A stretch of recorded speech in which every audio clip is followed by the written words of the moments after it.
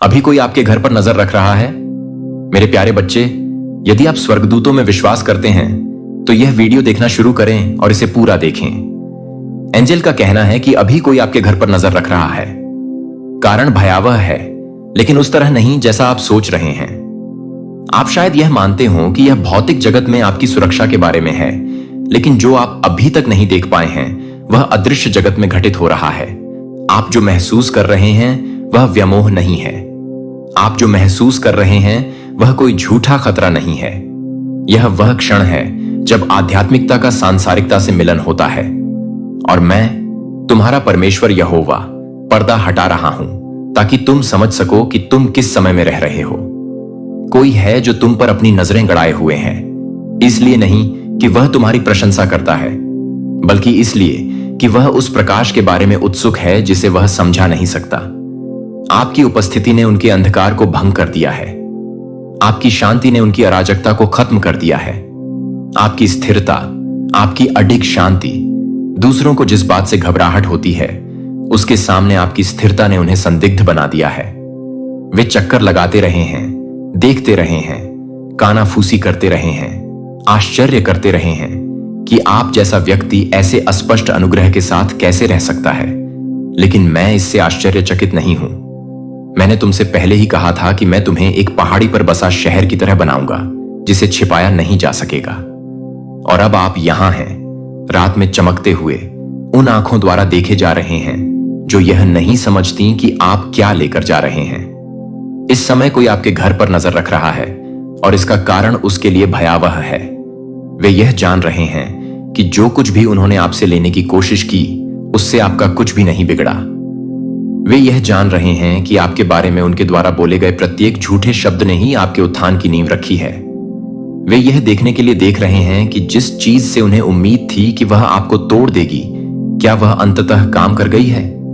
लेकिन इसके बजाय वे आपको फिर से उठते, फिर से प्रार्थना करते, फिर से स्तुति करते देखते हैं।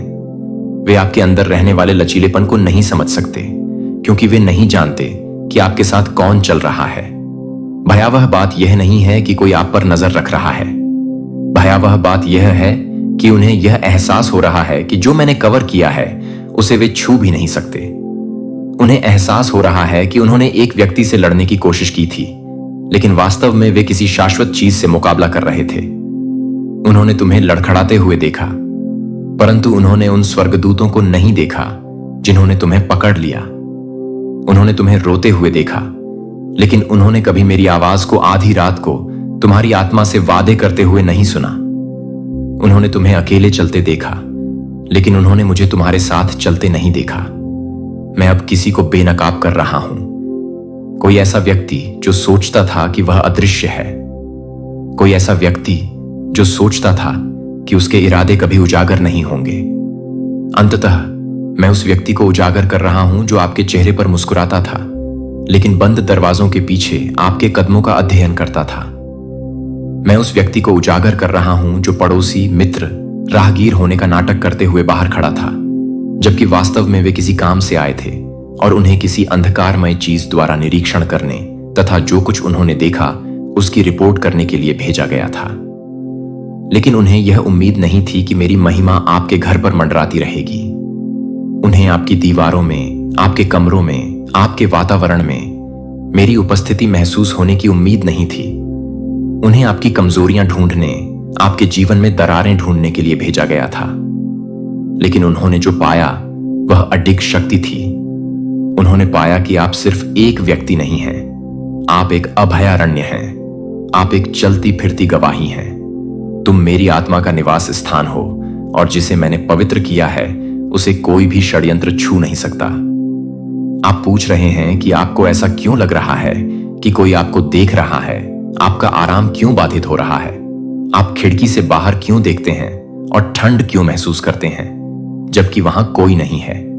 ऐसा इसीलिए है क्योंकि आपकी आत्मा वह समझ रही है जिसे आपकी आंखें नहीं देख सकती। मैंने वह संवेदनशीलता आप में डाल दी है। मैंने एक कारण से आपकी जागरूकता बढ़ाई है। मैंने आपकी आत्मा को झकझोरा ताकि आप गहराई से प्रार्थना करें, आगे दबाव डालें और तब भी भरोसा करें जब तर्क कहता हो कि कुछ भी गलत नहीं है। कोई ऐसा है जो आपको देखना बंद नहीं कर सकता। इसलिए नहीं कि वे आपसे प्यार करते हैं, बल्कि इसलिए कि वे इस बात से डरते हैं कि आप क्या बन रहे हैं। उन्होंने आपको टूटी हुई हालत में देखा और मान लिया कि आपकी कहानी यहीं खत्म हो जाएगी। लेकिन अब वे आपकी रोशनी को वापस लौटते हुए देख रहे हैं। वे चुपचाप आपको ठीक होते हुए देख रहे हैं। वे आपको फिर से हंसते हुए देख रहे हैं, बावजूद इसके कि आपकी आत्मा को नष्ट करने वाली हर चीज आई थी। वे देख रहे हैं कि आपके जीवन में आनंद का तेल पुनः प्रवाहित होना शुरू हो गया है, और वे यह नहीं समझते कि आपने जो किया उससे आप कैसे बच गए। लेकिन मैं समझता हूं, क्योंकि मैं हर तूफान में तुम्हारे साथ था। मैं तब तुम्हारे साथ था जब तुम्हारे पास देने के लिए कुछ भी नहीं बचा था। जब वे चले गए तो मैं तुम्हारे साथ था। जब उन्होंने झूठ बोला तो मैं आपके साथ था। मैं तुम्हारे साथ था जब रातें लंबी होती थीं और नींद नहीं आती थी। और अब मैं इस नई घड़ी में, न्याय की घड़ी में आपके साथ हूं। जो आंखें आपको देख रही हैं, वे कुछ ऐसा देखेंगी जिसकी उन्होंने कभी उम्मीद नहीं की थी। वे आपके घर को एक किले में बदलते देखेंगे। वे देखेंगे कि तुम्हारा नाम आत्मा में भारी हो गया है। वे आपके हाथों को आराधना में ऊपर उठते हुए और आपके पैरों को स्थिरता के ऐसे स्थान पर मजबूती से खड़े हुए देखेंगे जिसके बारे में उन्होंने कभी सोचा भी नहीं होगा कि आप वहां तक पहुंच पाएंगे। वे आपके जीवन में सूखे के बाद बारिश की तरह चमत्कार देखेंगे। वे उन प्रार्थनाओं का उत्तर पाएंगे जिनके बारे में उन्हें पता भी नहीं था कि आपने प्रार्थना की थी। और जब वे देखेंगे तो मैं वही करूंगा जो केवल मैं ही कर सकता हूं। मैं तुम्हारी कहानी को एक संकेत और आश्चर्य में बदल दूंगा। मैं तुम्हारे शत्रुओं को भी तुम्हारा परिवर्तन दिखाऊंगा। मैं उन लोगों को जो तुम्हें श्राप देना चाहते थे, तुम्हारे आशीर्वाद के कारण भयभीत कर दूंगा। मैं उन देखने वालों को अपनी शक्ति का साक्षी बनाऊंगा। आपको देख रहे व्यक्ति को लगा कि उसके पास शक्ति है। उन्होंने सोचा था कि उनकी उपस्थिति से लोग डर जाएंगे, लेकिन इसके बजाय वे ही डरने लगे। वे ही हैं जो यह महसूस कर रहे हैं कि वे पवित्र भूमि पर हैं। वे ही हैं जो यह समझते हैं कि आपका घर सिर्फ दीवारों से नहीं बनता, यह घोषणाओं से आच्छादित है, आराधना से सराबोर है तथा वादों से मुहरबंद है। मैं हर कमरे से होकर गुजरा हूं। मैंने हर दरवाजे पर निशान लगा दिया है। मैं खिड़कियों पर खड़ा हूं और तुम्हारे घर के ऊपर घोषणा करता हूं, तुम्हें कोई नुकसान नहीं होगा। जो तुम्हें देख रहा है उससे मत डरो। जो घेरे हैं उनसे परेशान मत हो। वह इसलिए देखता है क्योंकि उसे आभास हो जाता है कि क्या होने वाला है। वह हवा में बदलाव को सूंघ सकता है। वह उस महिमा को महसूस कर सकता है जो टूटने वाली है। वह तुम्हारी दिशा में स्वर्ग की आवाज सुन सकता है। तुम्हारा उत्थान निकट है और इसीलिए तुम्हारा युद्ध तीव्र रहा है। इसीलिए आंखें बढ़ गई हैं। लेकिन आंखें परिणाम नहीं बदलती हैं। राय भाग्य नहीं बदलती। निगरानी संप्रभुता को नहीं रोक सकती। मैंने जो आदेश दिया है मैं उसे पूरा करूंगा। अंत में मैं तुम्हारे जीवन में जो छिपा है उसे उजागर कर रहा हूं। और मैं सिर्फ लोगों को उजागर नहीं कर रहा हूं, मैं पैटर्न को उजागर कर रहा हूं। मैं अस्वस्थ चक्रों को उजागर कर रहा हूं जो बहुत लंबे समय से मौन में घूम रहे हैं। मैं उन झूठों को उजागर कर रहा हूं जिन पर तुमने अपने मूल्य के बारे में विश्वास किया। मैं तर्क के रूप में छिपे डर को उजागर कर रहा हूं। मैं उन संबंधों को उजागर कर रहा हूं जो सही लगते थे लेकिन कभी धन्य नहीं हुए। मैं पीढ़ियों से चली आ रही भावनात्मक जंजीरों को उजागर कर रहा हूं जिनके बारे में तुम्हें पता भी नहीं था आप ले जा रहे थे। और जैसे जैसे मैं उजागर करूंगा मैं ठीक हो जाऊंगा। जैसे ही मैं खोलूंगा मैं हर चोट पर तेल डालूंगा। जैसा मैं प्रकट करूंगा वैसा ही मैं पुनर्स्थापित करूंगा। आप पर नजर रखने का उद्देश्य यह नहीं है कि आपको नुकसान पहुंचाया जाए। आप पर नजर रखी जा रही है क्योंकि स्वर्ग आपकी सफलता पर नजर रख रहा है। देखने वाले जल्द ही अवाक हो जाएंगे क्योंकि मैं तुम्हारे जीवन में जो करने जा रहा हूं वह सूक्ष्म नहीं होगा। यह छोटा नहीं होगा। यह एक दिव्य विस्फोट होगा। अचानक, जोरदार, निर्विवाद। और जिन लोगों को लगता था कि वे आपकी कहानी समझ गए हैं, उन्हें एहसास होगा कि उन्होंने केवल परिचय ही देखा था। आपके घर को स्वर्गदूतों को सौंपा गया है। आपके दरवाजे पर कृपा का चिन्ह लगा है। आपका परिवार उन आवाजों से मध्यस्थता से आच्छादित हो गया है जिनके बारे में आपको पता नहीं था कि वे आपके लिए प्रार्थना कर रही हैं। अब आपके घर में शांति आ रही है। ऐसी शांति जो आपने कभी महसूस नहीं की होगी। अस्थायी राहत नहीं, बल्कि स्थायी शांति, एक अलौकिक शांति जिसे देखने वाले भी भंग नहीं कर सकते। आप इसे अपनी आत्मा में महसूस करते रहे हैं। आपकी आत्मा में बेचैनी, एक ऐसी बेचैनी जिसे आप समझा नहीं सकते। ऐसा एहसास कि कुछ गड़बड़ है। वह कुछ आपकी शांति के ठीक बाहर छिपा हुआ है। आपने ताले की 2 बार जांच की है। आपने सामान्य से अधिक बार अपने कंधे के पीछे देखा है, और फिर भी आप यह नहीं बता सकते कि आधी रात को आपकी सांस क्यों रुक जाती है। आपको लगता है कि यह सिर्फ आपकी कल्पना है, लेकिन मैं, प्रभु, तुमसे कहता हूं कि यह तुम्हारी कल्पना नहीं है। आप किसी वास्तविक बात को समझ रहे हैं। आपको यह बात स्वयं ही पता लगाने के लिए नहीं कहा गया था। जो भावना आपको है, वही मैं हूं। मैंने तुम्हारी आत्मा से फुसफुसाकर कहा ताकि तुम प्रार्थना करना शुरू कर सको। मैंने तुम्हें इसलिए जगाया ताकि तुम याद रखो कि तुम्हारा शरण स्थान तुम्हारे घर की दीवारों में नहीं, बल्कि मेरी आत्मा में है। हां, कोई आपके घर पर नजर रख रहा है, लेकिन बच्चे, मैं उन्हें देख रहा हूं। मैं सब देखता हूं। मेरी दृष्टि से कुछ भी नहीं बचता। मैं नहीं सोता, मैं आराम नहीं करता। मेरी नजर हमेशा तुम पर रहती है। जबकि अन्य लोग गोपनीयता से देखते हैं, मैं संप्रभुता से देखता हूं। मुझसे कोई योजना छिपी नहीं है। इसमें कोई भी मकसद इतना गहरा नहीं है कि मैं उसे उजागर कर सकूं। मैंने तुम्हें उस उपस्थिति का एहसास कराया, डर पैदा करने के लिए नहीं, बल्कि तुम्हें आत्मा में जागृत करने के लिए। जो चीज तुम्हें डराने के लिए बनाई गई थी, वही तुम्हें मेरे करीब ले जाएगी। क्योंकि जब तुम अपना मुख मेरी ओर घुमाते हो और मेरा नाम पुकारते हो, तो सारा आकाश हिलने लगता है। मैं अपने बच्चों को रात में अकेला नहीं छोड़ता। इस उपस्थिति को छिपाने की कोशिश की गई है। यह चुपचाप चला गया है। इसने घुलने मिलने की कोशिश की है, लेकिन मैं आपको बता दूं, इसका पर्दा अब उठने वाला है। अंततः परमेश्वर वह उजागर कर रहा है जिसे आपको अकेले नहीं उठाना था। अंततः आपके घर पर नजर रखने वाला व्यक्ति सामने आ जाएगा। कारण भयावह है, हां, लेकिन मेरा हाथ बड़ा है। आपने सोचा होगा कि क्या यह आध्यात्मिक मामला है? आप ठीक कह रहे थे। यह सिर्फ भौतिक स्थान की बात नहीं है। यह उस बारे में है जो मैंने तुम्हारे अंदर रखा है। आपके जीवन में ऐसा प्रकाश है जिसे अन्य लोग बर्दाश्त नहीं कर सकते। आपके घर में शांति है, लेकिन वे समझ नहीं पाते। आपके परिवार के चारों ओर एक दैवीय सुरक्षा है जिसे वे हिलाना चाहते हैं, परंतु वे सफल नहीं होंगे, क्योंकि मैं, यहोवा, ने अपने स्वर्गदूतों को तुम्हारे घर पर नियुक्त कर दिया है। मैंने तुम्हारी आत्मा के द्वार पर सदियां तैनात कर दी हैं, यहां तक कि जब आप सोते हैं तब भी मैं नहीं सोता। जब तुम डरते हो तब भी मैं अविचल रहता हूं। महादूत माइकल को पहले ही भेज दिया गया है। वह आपके घर के सामने खड़ा है, धार्मिकता की तलवार खींची हुई, आग और पवित्रता में लिपटा हुआ। आप उसे देख नहीं सकते, लेकिन वह वहां है। वह छाया जिसे तुमने कुछ बुरा समझा था, वह आपके और आपके बीच में खड़ा था, जिसका मतलब डर पैदा करना था।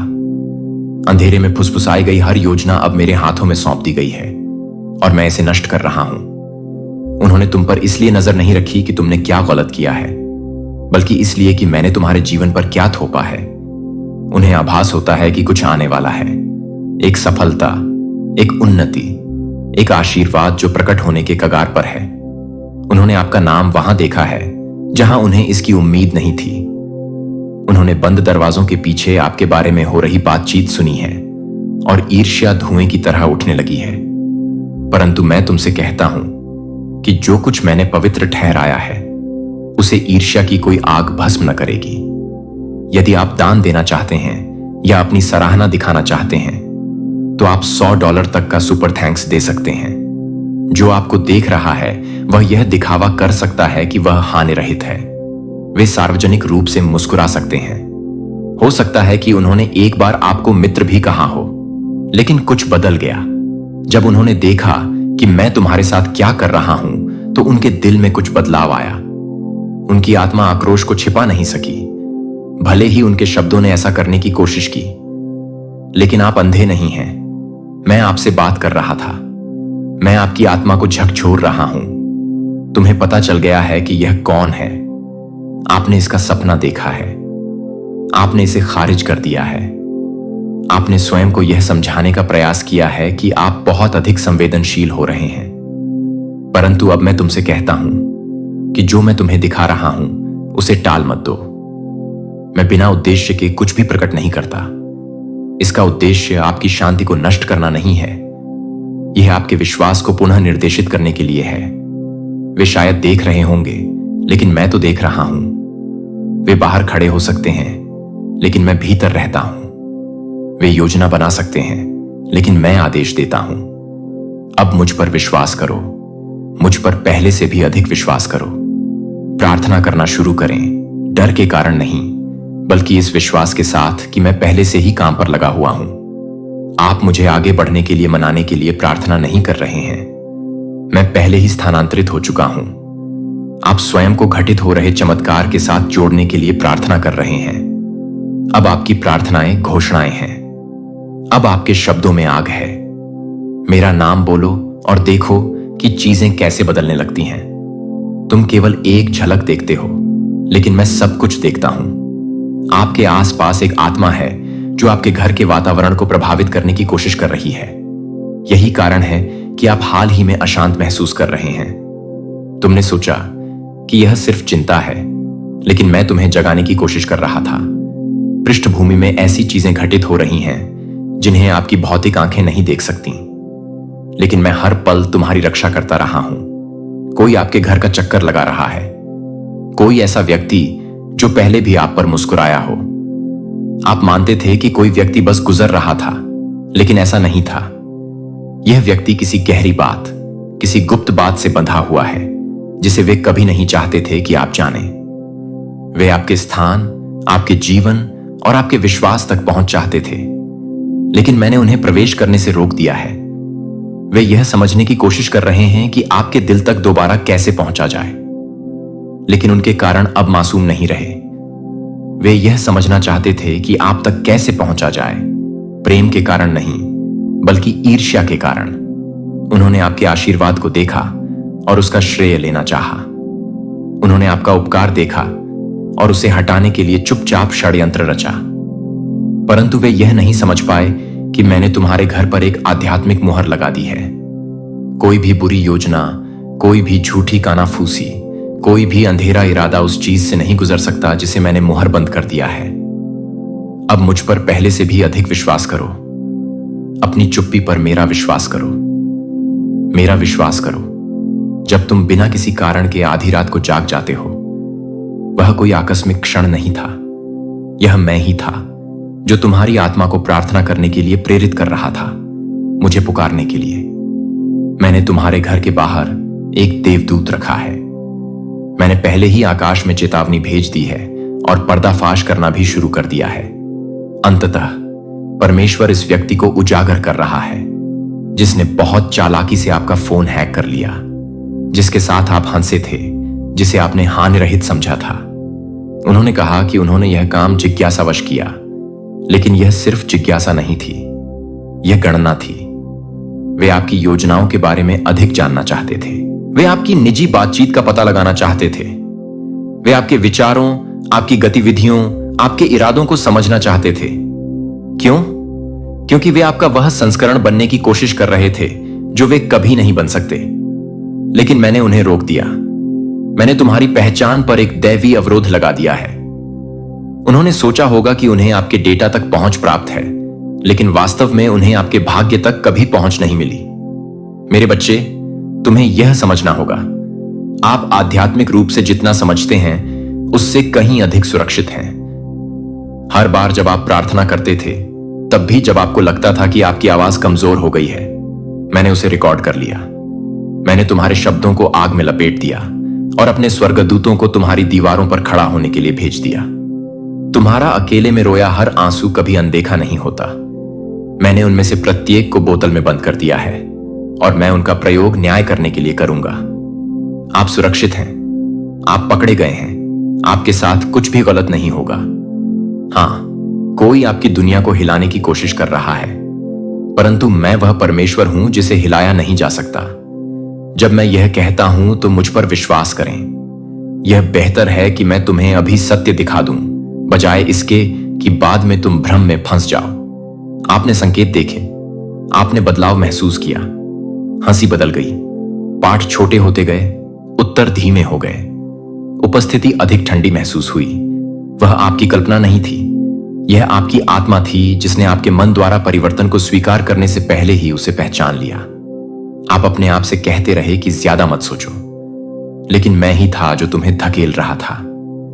मैं ही फुसफुसा रहा था, ध्यान दो। इस व्यक्ति ने सोचा कि वे पहले की तरह फिर से तुम्हारे जीवन में प्रवेश कर सकते हैं, लेकिन उन्हें एहसास नहीं हुआ कि मैंने पहली बार तुम्हारी आंखों पर पर्दा डाला था ताकि तुम सही समय पर उनका असली चेहरा देख सको। और यही वह क्षण है जब मैं अब मुखौटा उतार रहा हूं। तुम इसे एक संदेश में देखोगे, तुम इसे एक आवाज में सुनोगे, तुम इसे अपने सीने में महसूस करोगे। इसे अनदेखा मत करो, मैं तुम्हें बचाने की कोशिश कर रहा हूं। एक कारण है कि तुम नींद खो रहे हो, एक कारण है कि तुम्हें अचानक हफ्तों पहले की वह अजीब बातचीत याद आ गई। एक कारण है कि जब तुमने अपनी स्क्रीन पर उनका नाम देखा तो तुम्हें ठंड लग गई। तुम्हारी आत्मा तुम्हारे तर्क से ज्यादा जोर से बोलने की कोशिश कर रही है। इसे जाने दो, तुम पागल नहीं हो, तुम पागल नहीं हो, तुम बहुत संवेदनशील नहीं हो रहे हो, तुम जागृत हो रहे हो। जो व्यक्ति अभी तुम्हारे घर को देख रहा है वह शायद तुम्हारी गली में भी ना हो, लेकिन वह आध्यात्मिक रूप से देख रहा है।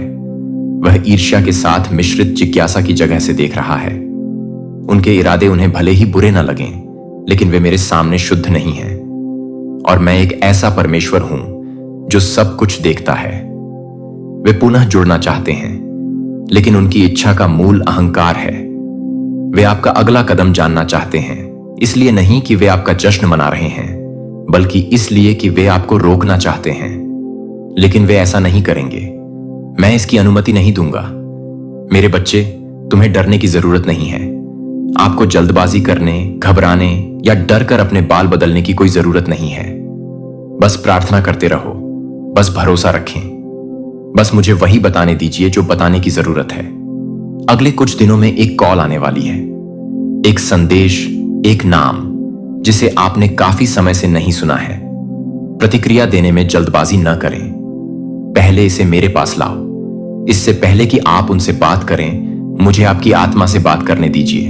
मैं तुम्हें स्पष्टता दूंगा, मैं तुम्हें शांति दूंगा। इस समय आपकी आध्यात्मिक दुनिया में बदलाव हो रहा है।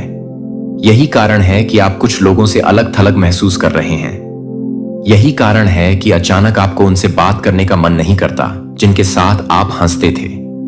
यही कारण है कि जब सतह पर सब कुछ ठीक लगता है, तब भी आपको एक रहस्यमयी बेचैनी महसूस होती है, क्योंकि मैं आपको नकली से अलग कर रहा हूं। यह आपकी जागृति का समय है।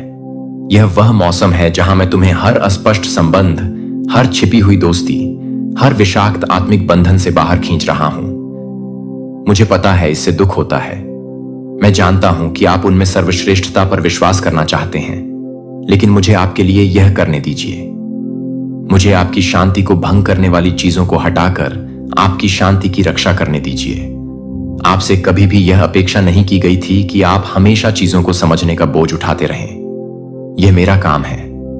आपको किसी को कुछ साबित करने की जरूरत नहीं है। आपको यह बताने की आवश्यकता नहीं है कि आपकी ऊर्जा में परिवर्तन क्यों हुआ। उन्हें आश्चर्य करने दो, उन्हें सवाल करने दीजिए, उन्हें भ्रमित होने दो। मैं इससे निपट लूंगा। अभी मैं आपके भविष्य की रक्षा कर रहा हूं। मैं आपके नाम की रक्षा कर रहा हूं। मैं कानाफूसी करने वालों को चुप करा रहा हूं। मैं जासूसों को हटा रहा हूं। आप स्पष्टता के मौसम में प्रवेश करने वाले हैं। आप उस बात को समझ जाएंगे जो कभी आपको भ्रमित करती थी। तुम मुझे शोर से भी अधिक जोर से सुनोगे। तुम मुझे भय से भी अधिक गहराई से महसूस करोगे। यह घर, तुम्हारा घर, मेरा है। हर कोना, हर खिड़की, हर कदम जो इसके अंदर उठाया गया है, मैंने इसे देखा है। मैंने इसे आशीर्वाद दिया है। मैंने इसके चारों ओर दिव्य पहरेदारों को तैनात कर दिया है। हां, किसी ने इसका उल्लंघन करने की कोशिश की।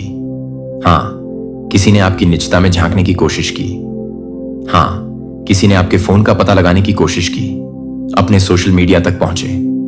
पता लगाओ तुम क्या योजना बना रहे हो, लेकिन मैंने इसे रोक दिया है। आप शायद खुद को असुरक्षित महसूस करें, लेकिन आध्यात्मिक रूप से आप पहले से कहीं अधिक सुरक्षित हैं। उन्होंने गुप्त रूप से जो करने का प्रयास किया था, वह अब प्रकाश में आ जाएगा। तुम्हारे हाथ से नहीं, मेरे हाथ से। अंततः मैं इस व्यक्ति का पर्दाफाश कर रहा हूं। उनके इरादे, उनकी चालाकी, उनके खेल, ये सब सामने आ जाएगा। आपको बहस नहीं करनी पड़ेगी, तुम्हें याचना नहीं करनी पड़ेगी। मैं समय आने पर सब कुछ आगे लाऊंगा। मैं आपको पुष्टि भेज रहा हूं, एक संदेश, एक स्वप्न, एक अचानक आंतरिक ज्ञान। अभी भी हो, यह आ रहा है। और जब ऐसा हो जाए तो उस ओर मत लौटना जहां से मैंने तुम्हें मुक्त किया था। उस व्यक्ति के पास वापस मत लौटना जिसे मैंने हटाया था। उस कॉल का उत्तर मत दीजिए जिसके बारे में मैंने आपको पहले ही चेतावनी दी थी। विश्वास रखो कि मैंने तुम्हें दंड देने के लिए उन्हें नहीं हटाया। मैंने आपकी सुरक्षा के लिए उन्हें हटा दिया। यह क्षण पवित्र है। यह ऋतु आपके उपचार, आपकी स्पष्टता, आपकी दिव्य स्थिति के बारे में है। आप उससे कहीं अधिक के लिए पैदा हुए हैं, जिसके लिए वे आपको फंसाने की कोशिश कर रहे हैं। आप सत्य के लिए पैदा हुए हैं। मुझे आप पर गर्व है। मैं देख रहा हूं कि जब उन्होंने तुम्हें गिराने की कोशिश की तब भी तुम कैसे खड़े रहे। मैं देख रहा हूं कि जब आप थके हुए होते हैं तब भी आप प्रार्थना करते रहते हैं। मैं देख रहा हूं कि आप कैसे माफ करने की कोशिश कर रहे हैं, भले ही आपका दिल टूट रहा हो। मैं यह सब देख रहा हूं और मैं यहां हूं। मैंने कभी नहीं छोड़ा। आप ठीक हो जाएंगे। आप देखेंगे कि यह सब क्यों घटित हुआ। आप पीछे मुड़कर देखेंगे और कहेंगे, धन्यवाद भगवान, इसे और गहरा होने से पहले प्रकट करने के लिए। प्रार्थना करते रहें, भरोसा करते रहें, अपनी शांति की रक्षा करते रहें। मैं वह भगवान हूं जो आप पर नजर रखता हूं। मैं न तो सोता हूं और न ही ऊंघता हूं। और आज रात, हर रात की तरह मैं आपके घर पर नजर रख रहा हूं। आपके साथ कुछ भी गलत नहीं होगा। आप सुरक्षित हैं। यह कोई मजाक नहीं है। जिस व्यक्ति से आप बेहद प्यार करते हैं वह इस घटना के बाद कभी भी वैसा नहीं रहेगा। सबको छोड़कर। मेरे प्यारे बच्चे, यदि आप स्वर्गदूतों में विश्वास करते हैं तो यह वीडियो देखना शुरू करें और इसे पूरा देखें। एंजल का कहना है कि यह कोई मजाक नहीं है। जिस व्यक्ति से आप बेहद प्यार करते हैं वह इस घटना के बाद कभी भी वैसा नहीं रहेगा। आपके अलावा हर कोई जानता है कि कल रात उन्होंने अपनी ताकत खो दी।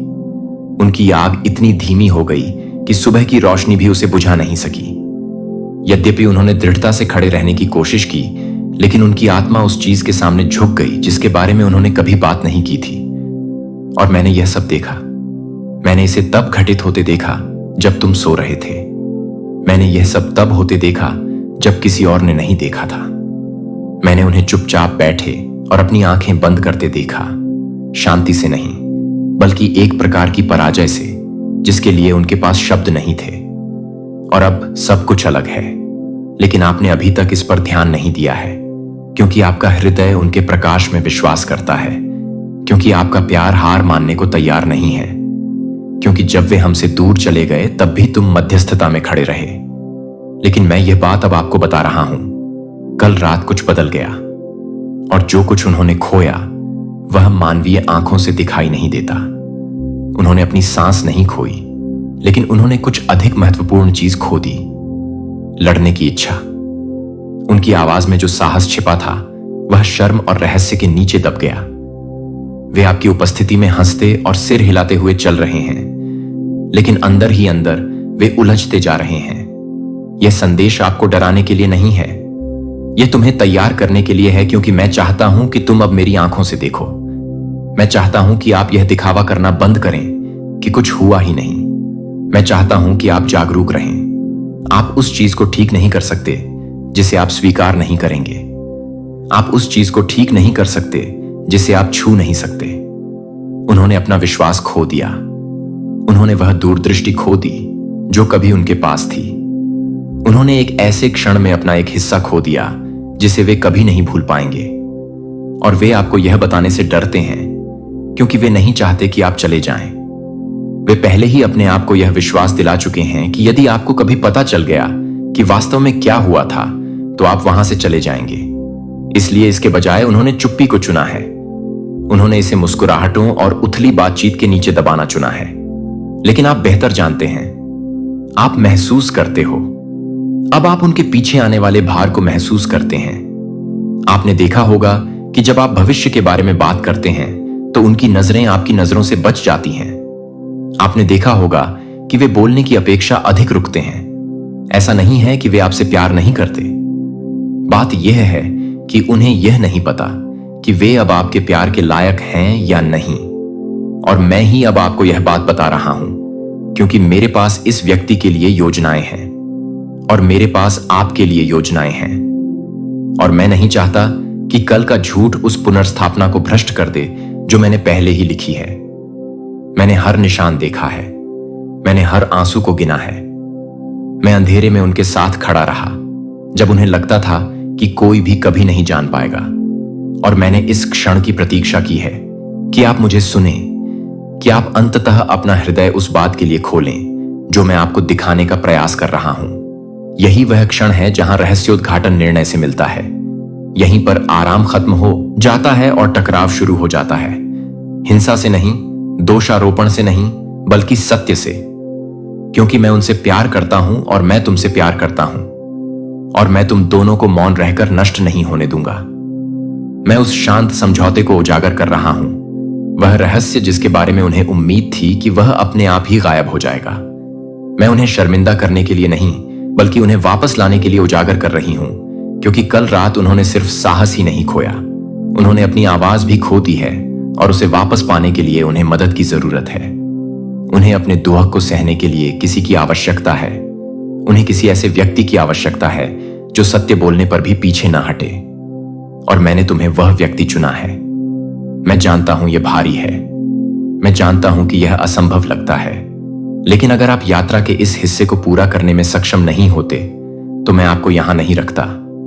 आप जितना जानते हैं उससे कहीं अधिक शक्तिशाली हैं। तुमने मुझसे उत्तर के लिए रो रो कर प्रार्थना की है।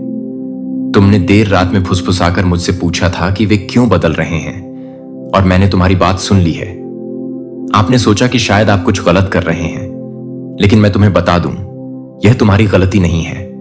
ऐसा इसीलिए नहीं है कि आप कुछ करने में असफल रहे। ऐसा इसलिए है क्योंकि उस समय आपकी पीठ पीछे कुछ ऐसा हुआ जिसे आप नियंत्रित नहीं कर सके।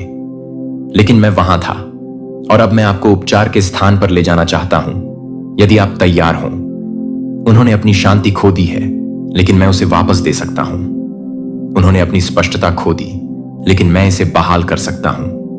उन्होंने अपनी आशा खो दी, लेकिन मैं फिर से जीवन में सांस ले सकता हूं। लेकिन मैं आपकी सहमति के बिना ऐसा नहीं करूंगा, क्योंकि उपचार में आपकी भागीदारी भी आवश्यक है। आपको उन चीजों को माफ करना होगा जिन्हें आप अभी तक नहीं समझ पाए हैं। आपको उन जगहों पर भी प्रेम करना होगा जो अभी भी अप्रिय लगती हैं। आपको अपनी अपेक्षाओं से आगे बढ़ना होगा और उस अनुग्रह को पकड़ना होगा जिसका कोई मतलब नहीं है। मैं वहीं रहता हूं, मैं यहीं काम करता हूं, उन जगहों पर जहां दर्द दया से मिलता है और मौन गीत से मिलता है। तुमने मुझसे एक संकेत मांगा और मैंने तुम्हें यह शब्द दिया। आपने मुझसे पूछा कि मैं आपको दिखाऊं कि वास्तव में क्या हो रहा है, और मैंने पर्दा खोल दिया। अब भी सुने, मैं वह परमेश्वर हूं जो टिड्डियों द्वारा खाए गए वर्षों को बहाल करता हूं। मैं वह परमेश्वर हूं जो राख से पुनर्निर्माण करता हूं। मैं वह परमेश्वर हूं जो ऐसे घावों को भर देता हूं जिन्हें कोई और नहीं देख सकता। मैं वह परमेश्वर हूं जो टूटेपन में से सुंदरता लाता हूं। मैं आघात से भयभीत नहीं हूं, मैं उलझन से भ्रमित नहीं हूं। मुझे पता है क्या हुआ, और मैं जानता हूं कि इसे कैसे भुनाया जाए। लेकिन अब तुम्हें करीब आना होगा। आपको अनुमान लगाना बंद करना होगा। तुम्हें पूछना चाहिए। आपको शांत स्थान पर बैठना चाहिए और सुनना चाहिए, भले ही आपको तकलीफ हो। जब आप यह पढ़ रहे हैं तो मैं उनका दिल नरम कर रहा हूं। मैं उनमें बोलने की इच्छा जगा रहा हूं। वे आपको बताना चाहते हैं। वे डरते हैं, लेकिन वे ऐसा करना चाहते हैं, और आपकी प्रतिक्रिया हर चीज को आकार देगी। यदि आप प्रेम से सुनेंगे तो वे ठीक होने लगेंगे। यदि आप बिना किसी निर्णय के उन तक पहुंचेंगे तो वे पुनः विश्वास करने लगेंगे। लेकिन अगर आप मुंह फेर लेंगे तो मौन पहले से भी अधिक प्रबल होकर लौटेगा। इसीलिए मैं तुम्हें यहां लाया हूं। इसीलिए आपको यह भार महसूस होता है। यह सिर्फ भावना नहीं है, यह एक दैवी कार्य है। आपको इस क्षण के लिए चुना गया था, इस आत्मा पर भरोसा किया गया था, और मैं आपके साथ चल रहा हूं। उन्होंने अपनी ताकत खो दी, सिर्फ शरीर का नहीं बल्कि आत्मा का भी। जब आप सो रहे थे तो उनके अंदर से कुछ चीज खिसक गई। जब आप उपचार का सपना देखते थे और प्रेम की वापसी पर विश्वास करते थे, तब वे अंधेरे में भटकते रहे और उन स्थानों पर गिरते रहे जहां उनका मन पहुंचने को तैयार नहीं था। परंतु हे प्रियतम, तुम सुरक्षित थे। आप पवित्र उपस्थिति से घिरे हुए थे। स्वर्गदूतों की फुसफुसाहट आपकी सांस और आपकी आशा की रक्षा कर रही थी। आपने आज उनकी चुप्पी पर ध्यान दिया होगा, या फिर यह देखा होगा कि उनकी आंखें आपकी ओर देखने के बजाय आपकी ओर देख रही थीं। यह कोई भ्रम की स्थिति नहीं थी, वह थकान नहीं थी। यहीं से शून्यता का निर्माण शुरू हुआ। उनमें कुछ ऐसा प्रवेश कर गया जो नहीं होना चाहिए था, और कुछ ऐसा उनसे दूर चला गया जो पवित्र था। वह क्षण आपका नहीं है जिसके लिए आप स्वयं को दोषी ठहराएं। भगवान कहते हैं कि तुम असफल नहीं हुए। आपने प्रार्थना की, आपने इंतजार किया, आपने प्यार किया, तुम्हें दे दिया। लेकिन पर्दे के पीछे क्या चल रहा था, यह अब तक आपकी आंखों के सामने नहीं था। अंततः परमेश्वर आपके दर्द के लिए नहीं, बल्कि आपकी स्पष्टता के लिए उजागर कर रहा है। आपको चोट पहुंचाने के लिए नहीं, बल्कि आपको इनकार और झूठी आशा के कोहरे से उबारने के लिए। सत्य यह है कि पीड़ा न दी जाए। इसका उद्देश्य मुक्ति दिलाना है। बहुत समय से आप पूछते आ रहे हैं, मुझे ऐसा क्यों लगता है कि कुछ कमी है, लेकिन मुझे कोई नहीं बताएगा। परमेश्वर अब आपको उत्तर देता है। सत्य को आपसे इसीलिए नहीं छिपाया गया क्योंकि आप अंधे थे, बल्कि इसीलिए क्योंकि प्रेम ने आपको इतना साहसी बना दिया कि आप अच्छाई पर विश्वास कर सके, तब भी जब अन्य लोग पहले ही हार मान चुके थे। आपके अलावा हर कोई जानता है कि कल रात उन्होंने अपनी रोशनी खो दी। उनके निर्णयों में ऐसी बात का स्वागत किया गया जिसे वे मान्यता नहीं देते थे, और अब वे ऐसे काम करने की कोशिश कर रहे हैं जैसे कुछ भी नहीं बदला है। लेकिन लाखों लोग यीशु पर विश्वास करते हैं, लेकिन हर कोई एक जैसे यीशु पर विश्वास नहीं करता।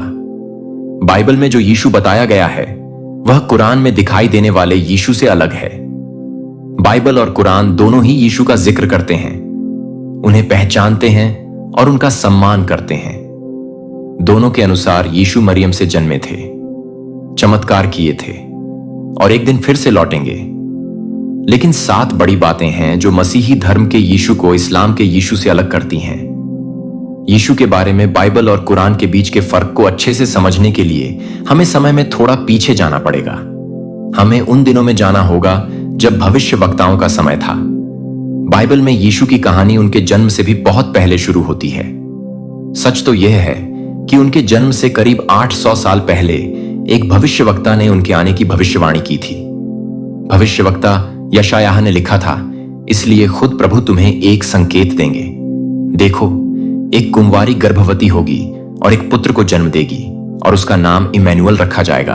और यशायाह अकेले नहीं थे। भविष्यवक्ता मीका ने भी उनके जन्म स्थान के बारे में पहले ही बता दिया था। लेकिन हे बेतलेहम एफ्राथा, हालांकि तू यहूदा के परिवारों में छोटा है, तुझ में से वह निकलेगा जो इजराइल पर शासन करेगा। भविष्यवक्ताओं ने इसमें कोई शक नहीं छोड़ा था। उन्होंने पहले ही बता दिया था यीशु का वंश कौन होगा, उनकी माता कौन होंगी, वह कहां जन्म लेंगे और उनका उद्देश्य क्या होगा। यह बच्चा साधारण नहीं होगा, वह मसीहा होगा, परमेश्वर का पुत्र और एक सदियों पुराना वादा पूरा करने वाला। अब सवाल आता है, कुरान में क्या यीशु के जन्म की भविष्यवाणी की गई थी? तो इसका जवाब है हां, लेकिन एक बिल्कुल अलग तरीके से। इस्लाम में पुराने नियम की तरह कई भविष्यवक्ता नहीं थे जो यीशु के आने की घोषणा करते, बल्कि वहां एक सीधी स्वर्ग से आई सूचना दी गई। और सूरा 3 में लिखा है, जब फरिश्ते ने कहा, ए मरियम, अल्लाह तुम्हें अपने एक वचन की खुशखबरी देता है, उसका नाम मसीह यीशु मरियम का बेटा होगा। उसे इस दुनिया और आखिरी दुनिया में इज्जत दी जाएगी और वह अल्लाह के करीब लाए गए लोगों में से होगा। यहां यीशु को मसीह कहा गया है, लेकिन ईश्वर का अवतार नहीं। कुरान में मसीह का मतलब है अभिषिक्त या चुना हुआ, लेकिन जैसा कि मसीही धर्म में होता है वैसा दिव्य नहीं। इस्लाम में यीशु को पहले की भविष्यवाणियों की पूर्ति के रूप में नहीं देखा जाता, क्योंकि इस्लाम में अंतिम और सच्चे भविष्यवक्ता मोहम्मद को माना जाता है। जहां बाइबल में सारी भविष्यवाणियां सीधी यीशु की ओर इशारा करती हैं, वहीं कुरान में सारे नबी अल्लाह की एकता की तरफ रास्ता दिखाते हैं और यीशु उनमें से बस एक हैं। आखिरी मंजिल नहीं, लेकिन दोनों ग्रंथ एक बात पर एक साथ आते हैं। यीशु के जन्म की घोषणा लुका 1 में हम पढ़ते हैं कि एंजेल गैब्रियल नासरत में एक कुंवारी लड़की मरियम के पास आया। उसने कहा, तुम गर्भ धारण करोगी, एक बेटे को जन्म दोगी और उसका नाम यीशु रखना। वह महान होगा और परम प्रधान का पुत्र कहलाएगा। मसीही विश्वास में यह पल सिर्फ एक नए जीवन की घोषणा नहीं था, बल्कि एक अनंत योजना का खुलासा था कि खुद परमेश्वर इंसान बनेगा। यह बच्चा उद्धार करता होगा, परमेश्वर का पुत्र। कुरान के सूरह 19 में लिखा है, और किताब में मरियम का जिक्र करो। जब वह अपने परिवार से दूर पूर्व की तरफ चली गई थी, वह उनसे पर्दे के पीछे छुप गई थी। फिर हमने अपनी रूह को उसके पास भेजा, जो एक पूरी तरह से बना हुआ आदमी बनकर उसके सामने आया। मरियम डर गई और बोली, मैं तुमसे रहम करने वाले अल्लाह की पनाह मांगती हूं। अगर तुम अल्लाह से डरते हो, तब फरिश्ता उसे दिलासा देता है और कहता है, मैं बस तुम्हारे रब का एक दूत हूं, ताकि तुम्हें एक पाक और पवित्र पुत्र दिया जा सके। कुरान में स्वर्ग से आए संदेशवाहक का नाम जिब्रील है और महिला है मरियम, एक कुंवारी। लेकिन उनके मतलब में बड़ा फर्क है। बाइबल में यह बच्चा परम प्रधान का पुत्र होगा, जबकि कुरान में वह परमेश्वर का एक शुद्ध और आज्ञाकारी सेवक होगा, लेकिन ईश्वर नहीं। मुसलमानों के लिए यीशु, जिन्हें अरबी में ईसा कहा जाता है, एक अद्भुत जन्म थे, लेकिन वे परमेश्वर के पुत्र नहीं थे। वे एक नबी थे, एक चुने हुए इंसान। लेकिन मसीही विश्वास में इस घोषणा का मतलब सिर्फ एक जन्म नहीं था। यह उस पल को दिखाता है जब परमेश्वर खुद इंसान के रूप में आया। तो चलिए जानते हैं बाइबल और कुरान में यीशु के जन्म को कैसे बताया गया है। बाइबल में यीशु का जन्म एक अंधेरी रात को बेतलहम में हुआ। मरियम, जो लंबी सफर से थकी हुई थी, बड़े ही साधारण और नम्र माहौल में बच्चे को जन्म देती हैं। यीशु एक अस्तबल में जन्मे, जहां जानवरों के बीच मरियम और उनके मंगेतर यूसुफ मौजूद थे। लेकिन स्वर्ग शांत नहीं रहा। आकाश में फरिश्तों ने गीत गाए और चरवाहे पहले गवाह बने। उन्होंने सुना, आज दाऊद के नगर में तुम्हारे लिए एक उद्धारकर्ता जन्मा है, जो मसीह प्रभु है। मसीही विश्वास में यह जन्म कोई साधारण घटना नहीं थी। यह उस क्षण को दिखाता है जब परमेश्वर ने इंसानी रूप धारण किया, जब अनंतता ने मानव कमजोरी के बीच प्रवेश किया। अब चलिए कुरान की ओर चलते हैं, जहां यीशु का जन्म बिल्कुल अलग माहौल में होता है, जो बाइबल की कहानी से बहुत अलग है। यीशु बेतलहम में जन्म नहीं लेते, ना किसी अस्तबल में, ना जानवरों के बीच, बल्कि उनका जन्म एक खजूर के पेड़ के नीचे पूरी तरह अकेलेपन में होता है। मरियम अकेली थी, ना उनके साथ यूसुफ थे, ना कोई चरनी, ना कोई चरवाहे। तो मरियम ने उसे गर्भ में लिया और एक दूर के स्थान पर चली गई। जब प्रसव पीड़ा ने उन्हें घेरा, तो वह एक खजूर के पेड़ के तने के पास आ गई और उन्होंने कहा, काश मैं इससे पहले ही मर गई होती और लोगों की नजरों से बिल्कुल भुला दी गई होती। कुरान में मरियम बिल्कुल अकेली दिखाई देती है। अपने दर्द में वह निराशा में पुकार उठती है, लेकिन फिर खुदा हस्तक्षेप करता है। फिर एक आवाज उनके नीचे से आई, घबराओ नहीं, तुम्हारे रब ने तुम्हारे पैरों के नीचे एक नहर बहा दी है। अब खजूर के पेड़ के तने को अपनी तरफ हिलाओ, तो तुम्हारे ऊपर ताजे पके खजूर गिरेंगे। इन्हें खाओ, पानी पियो और खुश रहो। यहां कोई गवाह नहीं थे, ना आकाश में कोई रोशनी चमक रही थी, ना फरिश्तों का कोई गाना सुनाई दे रहा था। यह दृश्य ना तो सार्वजनिक था और ना ही भव्य। यहां कोई भीड़ इकट्ठा होकर खुशी नहीं मना रही थी। यह एक बहुत ही निजी और प्यारा चमत्कार था, जहां खुदा ने अपनी दासी को सीधे ढाढ़स बंधाया और उसे ताजे पानी और खजूरों से ताकत दी, जो खजूर के पेड़ से गिरे थे। कुरान में यीशु के जन्म का सटीक पल नहीं बताया गया है। ना तो जन्म की प्रक्रिया का जिक्र है, ना बच्चे के दिखने का, और ना ही इस बात का कि उसका स्वागत कैसे हुआ। अगली बात जो हम पढ़ते हैं वह यह है, मरियम अपने लोगों के पास लौटती हैं, अपने नवजात बच्चे को बाहों में लिए हुए, और फिर कुछ अद्भुत होता है। एक ऐसी बात जो बाइबल में कहीं नहीं बताई गई है। जब लोग मरियम को बच्चे के साथ देखते हैं, तो वे सवाल उठाते हैं, शक करते हैं और उन पर आरोप लगाते हैं। मरियम चुप रहती है, लेकिन वह अकेली नहीं थी। खुद यीशु जो उस समय सिर्फ एक नन्हा बच्चा था, झूले से बोल पड़ता है, सचमुच मैं अल्लाह का सेवक हूं। उसने मुझे किताब दी है और मुझे नबी बनाया है। एक नवजात बच्चा पूरी गंभीरता के साथ बोलता है, अपनी मां का बचाव करता है और अपने मिशन की घोषणा करता है। इस दृश्य में कहीं भी उसकी ईश्वरीय पहचान का ऐलान नहीं होता, बल्कि एक साफ मकसद दिखाई देता है। यीशु एक नबी हैं, परमेश्वर के सेवक हैं जो एक संदेश लेकर भेजे गए हैं। बाइबल और कुरान दोनों एक बात पर सहमत हैं। यीशु का जन्म मरियम से हुआ, एक चमत्कारी जन्म जिसमें किसी इंसानी हस्तक्षेप की जरूरत नहीं पड़ी। लेकिन उनके जन्म की कहानी के विवरण में बहुत फर्क है। बाइबल में यीशु का जन्म एक असली जगह पर हुआ, बेतलेहम के छोटे से शहर में, जैसा कि भविष्यवक्ता मीका ने पहले से भविष्यवाणी की थी। यहां यीशु का जन्म परमेश्वर के पुत्र के रूप में होता है और उनका आना एक पुराने वादे की पूर्ति की शुरुआत को दिखाता है। वहीं दूसरी ओर कुरान में किसी खास जन्म स्थान का जिक्र नहीं किया गया, बल्कि एक खजूर के पेड़ के नीचे जन्म की कहानी बताई गई है। यहां यीशु अल्लाह के एक नबी के रूप में जन्म लेते हैं और नवजात अवस्था में ही अपने पहले शब्द बोलते हैं, गवाही देते हैं और झूले से ही एक नबी की तरह बोलते हैं। यही है वह बुनियादी फर्क बाइबल के यीशु और कुरान के ईसा के बीच। बाइबल इस सवाल का बिना किसी झिझक के जवाब देती है।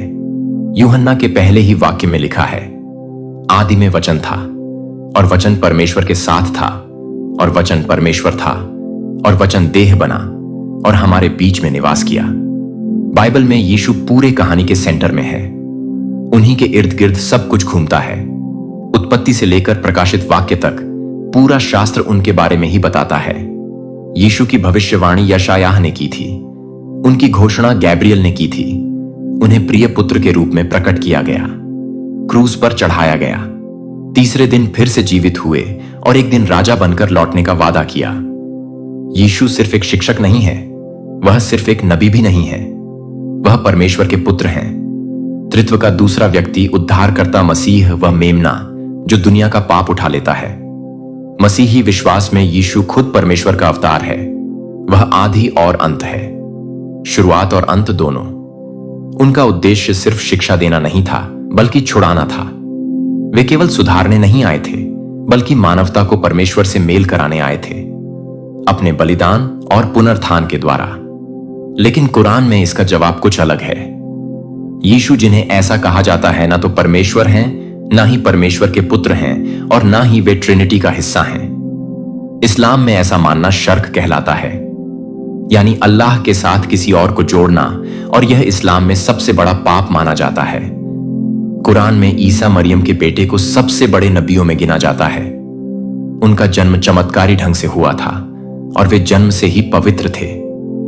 खुदा ने उन्हें बिना किसी इंसानी दखल के पैदा किया था, लेकिन साथ ही यह भी साफ कर दिया था, ईसा ना तो उसका बेटा है और ना ही उसका कोई हिस्सा।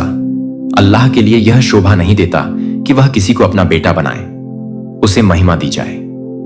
कुरान में यीशु एक पैगंबर है, बहुत महान पैगंबर, लेकिन फिर भी सिर्फ एक इंसान। उनका जन्म अद्भुत था।